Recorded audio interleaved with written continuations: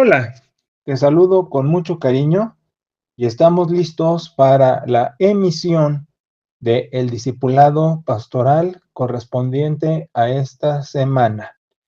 Estamos en la carta a los Romanos, el capítulo 5, los versículos del 12 al 21. Fíjate que una cosa que me ha llamado mucho la atención es que, hablando de teología, hablando de doctrina, he mencionado un tema que no es fácil de digerir y estoy insistiendo que no se queden con espacios como lagunas, sino que me pregunten y que con mucho gusto contesto sus preguntas. No me gusta la idea de que se puedan quedar con espacios no de satisfacción intelectual. Por eso insisto que estoy a las órdenes para contestar sus preguntas, sus inquietudes.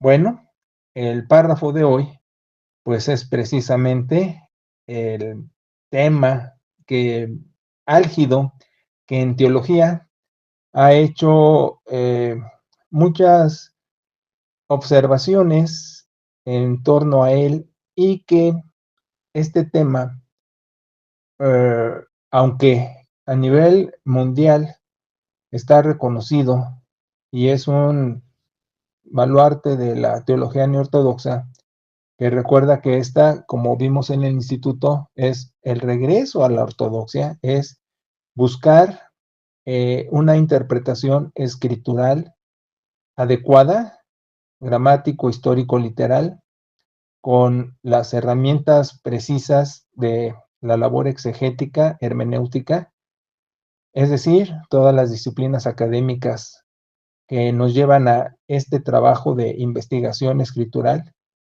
Claro, sobre todo la oración previa, y pidiéndole a Dios su dirección. Y precisamente antes de empezar yo a hablar, hice eso, mentalmente, por supuesto, pero también que es una cuestión que dentro de las distintas interpretaciones teológicas, unas muy, diré, improvisadas, otras sin el respeto a las escrituras tan profundamente y otras que se escapan a la historia. Y recuerda que en el instituto mencioné la importancia del trabajo histórico. Sí, necesitamos escrituras, sin duda, es lo principal. Sí, necesitamos la dirección del Espíritu de Dios, por supuesto, pero también las herramientas académicas de literatura, de letras, de interpretación, de idiomas y de historia, para poder hacer una correcta o más precisa interpretación. Y me quedé pensando porque alguna vez una persona me dijo que tenía la verdad. Bueno, pues todos tenemos la verdad porque Cristo es el camino, la verdad y la vida, ¿no? Teniendo a Cristo, pues tenemos la verdad, todos. Ahora, el asunto aquí es que él hablaba de un monopolio de interpretación, como si una persona o una iglesia o una postura tuviera la verdad absoluta. Y eso es un error. El único que tiene la verdad absoluta, porque es la verdad absoluta, es Dios nuestro Señor. Y en su Hijo Jesucristo es la verdad. Entonces, nosotros caminamos hacia esa verdad. Entonces, te diría, todas las verdades humanas, hablando como intelectualmente, pensamientos, posturas, posiciones, interpretaciones, son peldaños que nos acercan a la verdad absoluta divina, pero no existe el monopolio de la verdad. Por eso, con la honestidad intelectual, el teólogo tiene que reconocer que da su mejor oferta, pero con humildad, sabiendo que en el camino también va a ir modificando, porque eso también sucede. Fíjate que los mismos escritores bíblicos modifican su teología en el paso del tiempo. Es curioso ver que los apóstoles mismos no son los mismos en las descripciones biográficas, es decir, los evangelios, que después en su andar, en su movimiento. Son diferentes. Y es que el hombre evoluciona, el hombre cambia. A veces nos da miedo la palabra evolución, pero es una palabra correcta. Quiere decir modificación, quiere decir crecimiento, quiere decir aprendizaje. Entonces, lo que te estoy diciendo es que, bueno, dije a los apóstoles, pero el mismo apóstol Pablo, que no de los 12 al principio, pero sí el abortivo, como él mismo se llama, pues también va modificando su postura teológica en el paso de sus cartas. No es lo mismo Gálatas que Romanos, y conste que Gálatas es la introducción a Romanos, por decir algo, ¿no? En fin, entonces debe haber un crecimiento invariablemente y dejar siempre puntos suspensivos para el siguiente peldaño.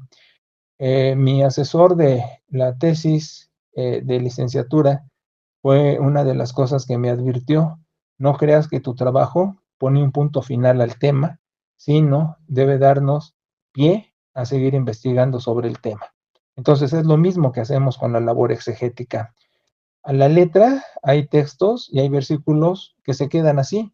Por ejemplo, Dios es único, claro, hay que le sigo yo averiguando, ¿no? Pero hay otros textos donde nos permite Dios, por su favor, seguir avanzando en el aprovechamiento de la madurez intelectual, porque nosotros creemos que la cosa en las iglesias es puro sentimiento, la alabanza, el corazón, que Dios, que me digan que Dios me quiere. Claro, todo eso está bien y tiene lugar, pero la iglesia, la vida espiritual, no solo es el corazón, también es el cerebro. Y mi gran queja en mis años pastorales ha sido decir qué es lo que falta en las iglesias, cerebro. Bueno, entonces, en esta estrofa, Romanos 5, del 12 al 21, el apóstol Pablo habla de la expiación universal.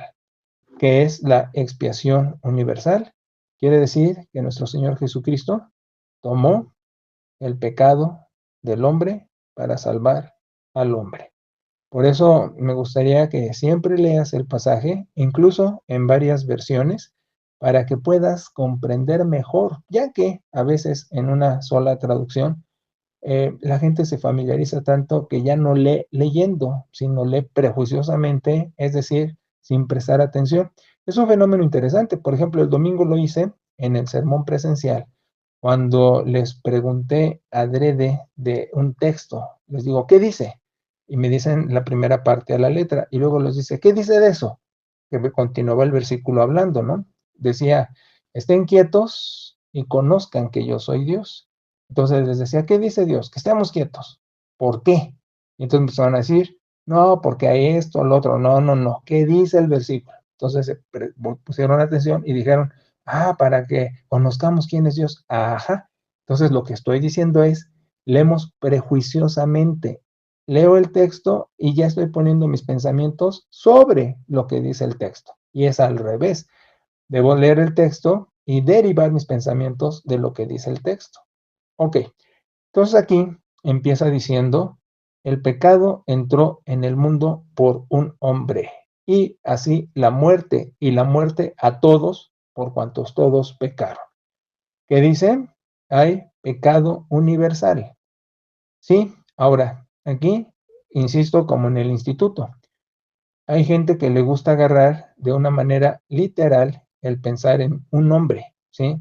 En el Adán. Otros tenemos otras posiciones. Adam quiere decir en hebreo humanidad. Eva, Haya, quiere decir viva. Entonces, en un principio creó Dios a la humanidad viviente. ¿Me explico? Ahora, eso no tiene nada que ver, insisto, con tu filosofía cristiana, tu pensamiento cristiano. Tú puedes tener el que gustes, por eso eres un sacerdote, no tienes intermediarios más que Cristo, por eso tienes libertad de conciencia, puedes creer como mejor quieras creer. Yo lo único que hago es aportar herramientas de interpretación que tú usarás o no.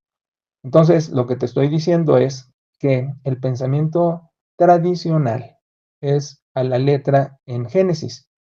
Lo que yo hago es que Génesis no lo veo de una manera literal porque entiendo que es la descripción de la creación por un hombre primitivo que recibía la revelación, sí, por supuesto, Dios creó, ahí está el principio, pero cómo crea y el hombre lo desarrolla como mejor puede a su tiempo y a su capacidad y a sus recursos. Por eso estoy diciendo que es una creación evolutiva. Y tú lo ves, porque ahí está hablando del primer yom, el segundo yom, el tercer yom, que ya te he dicho que eso del yom no se debe traducir exactamente un día de 24 horas, como lo traduce la Reina Valera, porque yom puede ser una hora, un día, un mes, un año, un siglo, 1000 años. Pedro lo explica en su carta cuando dice precisamente que para Dios un yom es como 1000 yomes o 1000 yomes como un yom. Traducido, 1000 años un día, pero es una etapa de tiempo. Entonces, no por evolución quiero decir que venimos del chango, no hablo de eso, pero hablo de procesos. Entonces, mi interpretación de el momento evolutivo creacional es Dios crea la humanidad viviente. Por eso yo no sufro como quienes lo agarran a la letra diciendo, bueno, si Dios creó a Adán y a Eva y luego Caín mata a Abel y luego Caín conoce a su mujer y tiene que irse a otros rumbos y Dios le pone una señal para que no lo maten en otros rumbos. Dice la gente, pues ¿de dónde vienen todos los demás, no? O luego Set, en fin. Entonces, para mí es más fácil entender que la escritura se escribe inspirada, sí, pero al tiempo del autor y con el momento del autor. Por eso yo no sufro, ¿me explico? Entonces, te estoy diciendo, el pecado entró por la humanidad y por el pecado la muerte.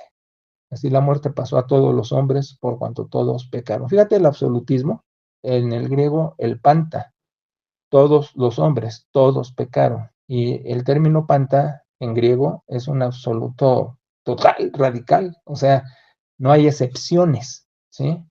Bueno, entonces luego el apóstol mete esta cuestión de la ley porque sigue pensando en los judíos o los prosélitos judíos que convertidos al cristianismo, pues todavía están haciéndose bolas con la ley.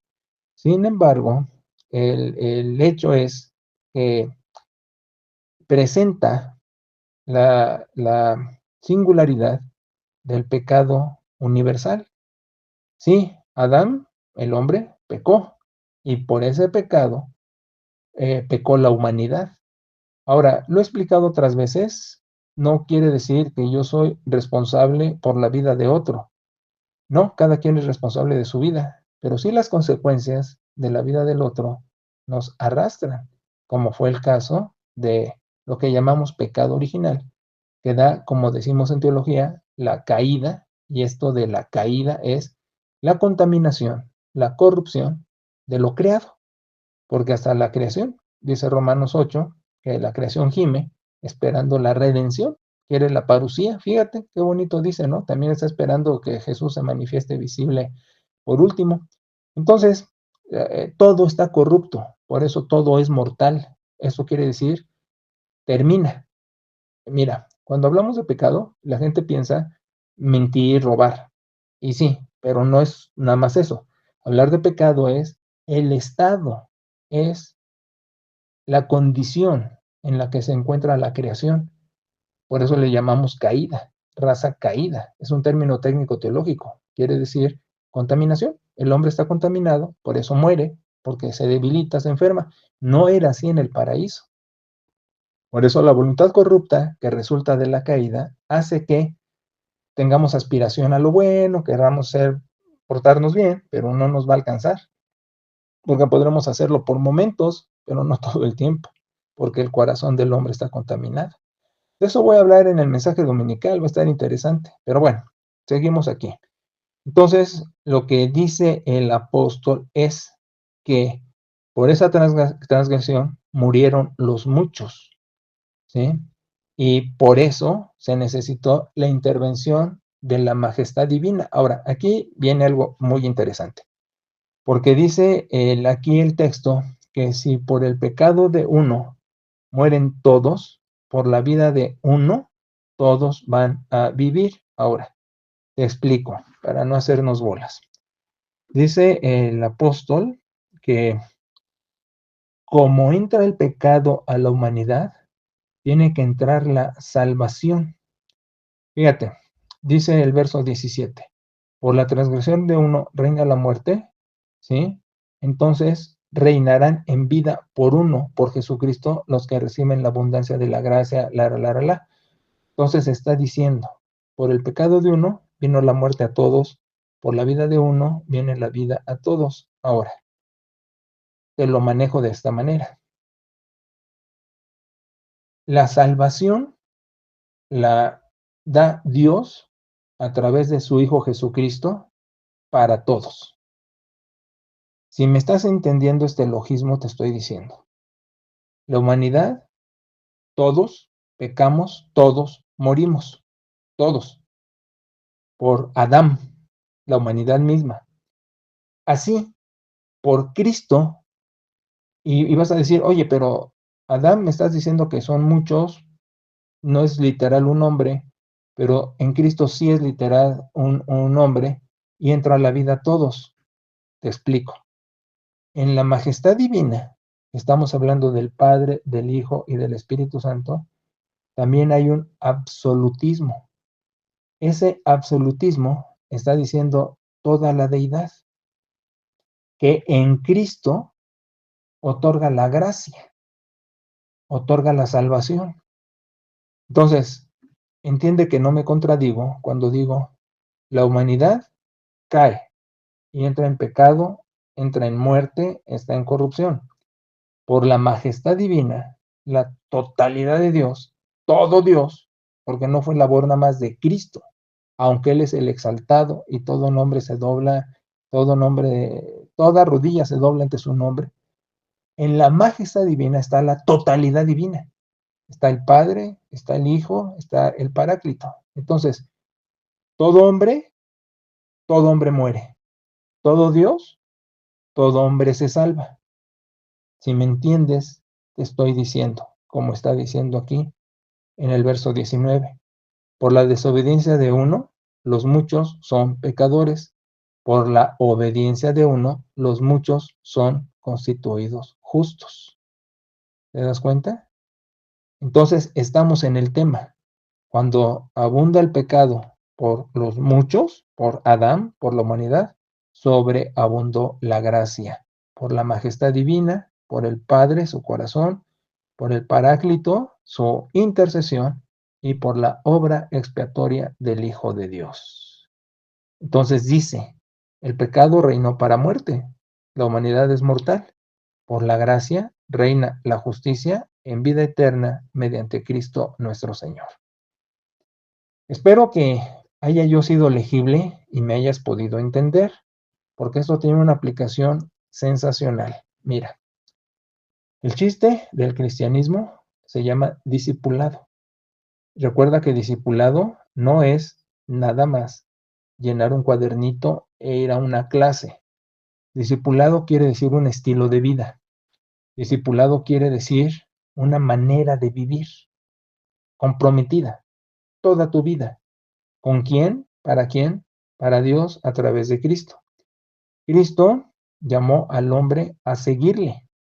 Y ese término, acolufeo, quiere decir tanto seguir como ser discípulo. Entonces, a lo que nos llama Dios es a ser discípulos. Ser tu discípulo y ayudar a otros a convertirse en discípulos. Entonces, te estoy diciendo, si el pecado entró para toda la humanidad, la salvación entra para toda la humanidad. ¿Quiénes vamos a ser los más favorecidos de esa salvación?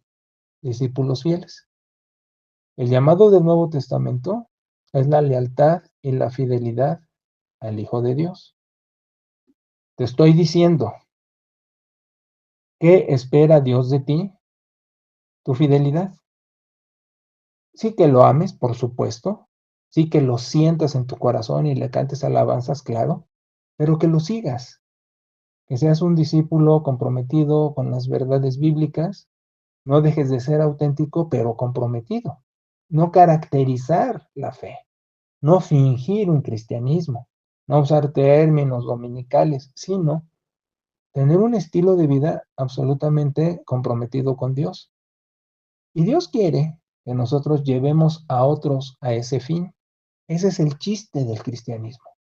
Ahora, ¿Me estás entendiendo? Que así como la muerte era para todos, la vida es para todos, porque el universalismo que maneja este pasaje, que otros textos también por supuesto lo complementan, está diciendo, humanidad, dense en cuenta que el amor de Dios en Cristo los ha salvado. La fe te ayuda a comprender ese hecho, pero no te lo otorga, te auxilia a comprender tu camino de discípulo. Entonces, a lo que llamamos al mundo es a convertirse en discípulos de Cristo. Y el reino, el cielo, va a ser disfrutable para quienes estemos en el camino del discipulado. Vamos a dejarlo aquí. Espero que oigas esto, lo vuelvas a oír si es necesario. Y si tienes preguntas, ya sabes que estoy para servirte. No te quedes con espacios vacíos. Pero dejamos esto. Donde el pecado abundó, sobreabundó la gracia. A un mundo mortal pecador viene la obra de Dios en su Hijo para todos los hombres. Sensacional, ¿no? Bendiciones. Hasta el próximo discipulado.